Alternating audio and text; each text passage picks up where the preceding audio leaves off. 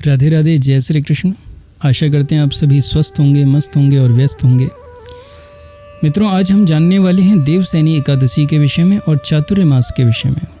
तो इसलिए ध्यान से इस वीडियो में बने रहें, जिससे आप जान सकें कि देवशयनी एकादशी की पूजा पाठ कैसे करते हैं। मित्रों, सनातन धर्म में एकादशी व्रत का अत्यंत महत्वपूर्ण स्थान है। प्रत्येक वर्ष 24 एकादशियाँ होती हैं, लेकिन अधिक मास या मलमास के समय में इनकी संख्या बढ़कर 26 हो जाती है। आषाढ़ मास के शुक्ल पक्ष के एकादशी को देवशयनी एकादशी के नाम से जाना जाता है और कहीं कहीं इस तिथि को पद्मनाभा भी कहते हैं। इसका नियम कुछ ऐसा है कि जब सूर्य देव मिथुन राशि में प्रवेश करते हैं तब यह एकादशी आती है और इसी दिन से चातुर्मास प्रारंभ हो जाता है। और इसी दिन से भगवान श्री नारायण क्षीर सागर में शयन करने चले जाते हैं और फिर लगभग 4 माह बाद जब तुला राशि में सूर्य प्रवेश करते हैं उस समय उनकी निद्रा टूटती है और उस दिन को देवोत्थान एकादशी के नाम से जाना जाता है। और इन दोनों एकादशियों के बीच के अंतराल को ही चातुर्मास के नाम से जाना गया है। पुराणों में ऐसा वर्णन आता है कि भगवान विष्णु इस दिन से 4 मास पर्यंत पाताल में राजा बलि के द्वार पर निवास करते हैं तथा कार्तिक शुक्ल एकादशी को वहां से लौटते हैं। और इसी प्रयोजन से इस दिन को देवशयनी या कार्तिक शुक्ल एकादशी को प्रबोधिनी एकादशी कहते हैं। इस काल में यज्ञोपवीत संस्कार, विवाह संस्कार, दीक्षा ग्रहण संस्कार, यज्ञ, गृह प्रवेश, गोदान, प्राण प्रतिष्ठा एवं जितने भी शुभ कर्म हैं सभी पूर्ण रूपेण त्याज्य माने गए हैं। भविष्य पुराण, पद्म पुराण और श्रीमद् भागवत पुराण के अनुसार हरि शयन को योग निद्रा के नाम से संबोधित किया गया है। और यदि हम संस्कृत के व्याकरण के अनुसार जानें तो हरि शब्द से सूर्य, चंद्रमा, वायु और विष्णु को भी संबोधित किया जाता है। यह स्पष्ट है कि यहाँ पर केवल भगवान नारायण के शयन से नहीं, अपितु क्योंकि वर्षा ऋतु होने के कारण सूर्य और चंद्र बादलों में ढक जाते हैं, अतः उनका जो तेज है वो क्षीण हो जाता है, जिस कारण से ऐसा माना जाता है कि वह शयन करने को चले जाते हैं। और आप सभी जानते हैं प्रकृति को ही भगवान का स्वरूप माना गया है, इसीलिए प्रकृति के सो जाने पर, सूर्य चंद्र के अस्त हो जाने पर भगवान के शयन करने का विधान माना गया है।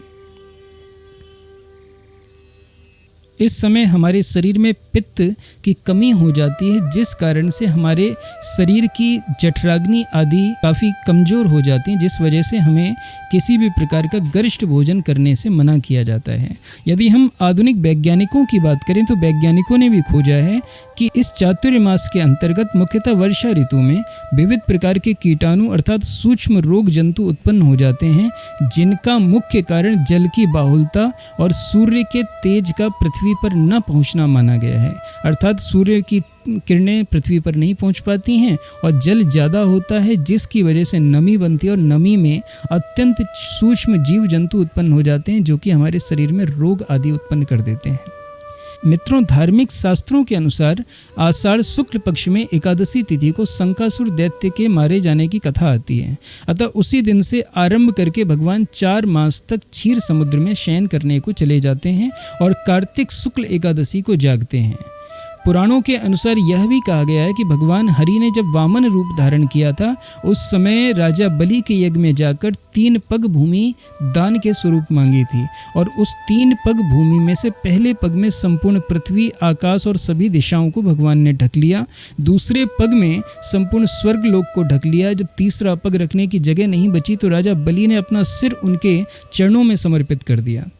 और इस प्रकार के दान को देखा जब भगवान ने, तो भगवान अत्यंत प्रसन्न हुए और राजा बलि से कहते हैं कि राजा बलि, मैं तुमसे बड़ा प्रसन्न हूँ, कोई वरदान मांगो। तो राजा बलि ने वर मांगते हुए कहा कि भगवान ऐसी कृपा करो, ऐसा आशीर्वाद मुझे दो, ऐसा वरदान मुझे दो कि आप मेरे महल में नित्य वास करने लगें। अब जब राजा बलि के बंधन में भगवान बंध गए तो लक्ष्मी देवी, भगवान श्री नारायण की पत्नी, राजा बलि के पास गईं और राजा बलि को राखी बांधते हुए उन्हें अपना भाई बना लिया और उनसे निवेदन किया कि आप मेरे पति को छोड़ दीजिए। तो भगवान श्री नारायण क्योंकि वचन में बंधे हुए थे तो एक ऐसा निर्णय किया गया कि अब त्रिदेव अर्थात ब्रह्मा, विष्णु, महेश 4-4 महीने तक राजा बलि के सुतल लोक में निवास करेंगे और राजा बलि के घर की चौकीदारी करेंगे। तो तभी से देवशयनी एकादशी से देव उठनी एकादशी तक नारायण, देव उठनी एकादशी से महाशिवरात्रि तक भगवान शिव और महाशिवरात्रि से देवशयनी एकादशी तक ब्रह्मा जी सुतल लोक में वास करते हुए राजा बलि के घर की परिक्रमा देते हैं, राजा बलि के घर की रक्षा करते हैं, अर्थात वहाँ द्वारपाल बनकर रहते हैं। मित्रों, इस एकादशी को सौभाग्य की एकादशी के नाम से भी जाना जाता है। अतः यदि किसी ने पूरे वर्ष कोई एकादशी ना की हो तो वह इस दिन से एकादशी का व्रत प्रारंभ कर सकता है। और पद्म पुराण का तो यहाँ तक दावा है कि इस दिन उपवास करने से, इस दिन रात्रि जागरण करने से, नियम संयम से व्रत पूरा करने से आपके जीवन में जानबूझकर या अनजाने में जो भी पाप आपसे हुए हैं उन सभी पापों से आपको मुक्ति मिल जाती है। इस दिन पूरे मन और नियम से पूजा करने से महिलाओं को मोक्ष की प्राप्ति होती है। साथ ही ब्रह्म वैवर्त पुराण के अनुसार देवशयनी एकादशी का व्रत करने से सभी मनोकामनाएं पूर्ण हो जाती हैं।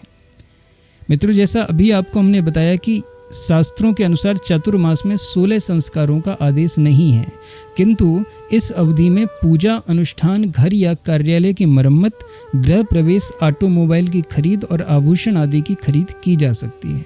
इसमें कोई भी संशय नहीं है। तो आप 16 संस्कार अर्थात मुंडन आदि ना कराएं, यज्ञोपवीत ना कराएं, लेकिन बाकी कोई भी शुभ कार्य है तो आप वो कर सकते हैं, उसमें कोई भी मनाही नहीं की गई है। मित्रों, देवशयनी एकादशी हो या वर्ष की कोई दूसरी एकादशी, यदि आप एकादशी करना चाहते हैं तो आपको शरीर से ज़्यादा अपने मन से एकादशी धारण करनी पड़ेगी।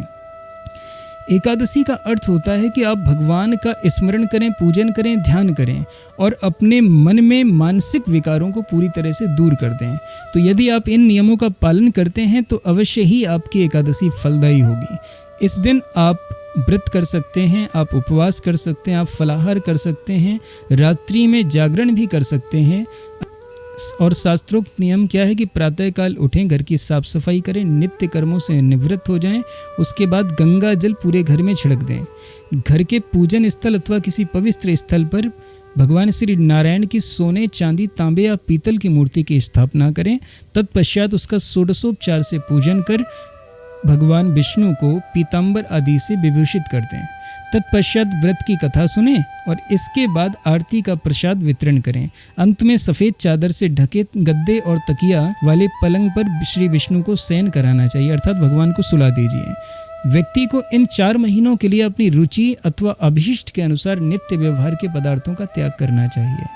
अर्थ क्या है कि आपको इन चतुर्मास के समय में इस बार 5 महीने हैं, क्योंकि श्रावण 2 हैं, अधिक मास लग रहा है, तो इन 5 महीनों में आपको पूरी तरह से सात्विक जीवन व्यतीत करना है।